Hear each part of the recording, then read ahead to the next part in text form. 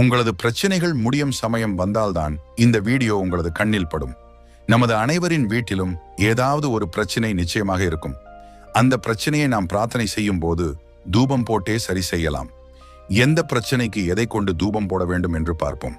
அதற்கு முன்பு உங்களுக்கு கடவுள் நம்பிக்கை இருக்கிறது என்றால் இந்த சேனலை சப்ஸ்கிரைப் செய்து கொள்ளுங்கள்.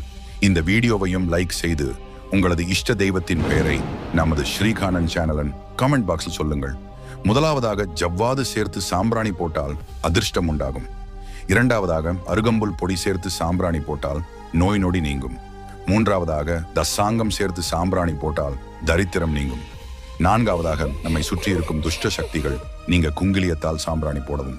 ஐந்தாவதாக வெண்கடுகு சேர்த்து சாம்பிராணி புகை போட்டால் பகை விலகும், எதிர்ப்புகள் நீங்கும்.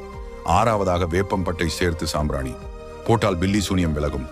ஏழாவதாக வெட்டிவேர் சேர்த்து சாம்பிராணி புகை போட்டால் சகல காரியங்களிலும் வெற்றி கிடைக்கும். எட்டாவதாக சாம்பிராணியுடன் அகில் சேர்த்து தூபம் போட குழந்தை பேறு கிட்டும். ஒன்பதாவதாக சாம்பிராணியுடன் சந்தனம் சேர்த்து தூபமிட லட்சுமி கடாட்சம் உண்டாகும். இது போன்ற ஆன்மீக பதிவுகளுக்கு நம்ம ஸ்ரீகண்ணன் சேனலை சப்ஸ்கிரைப் செய்து கொள்ளுங்கள்.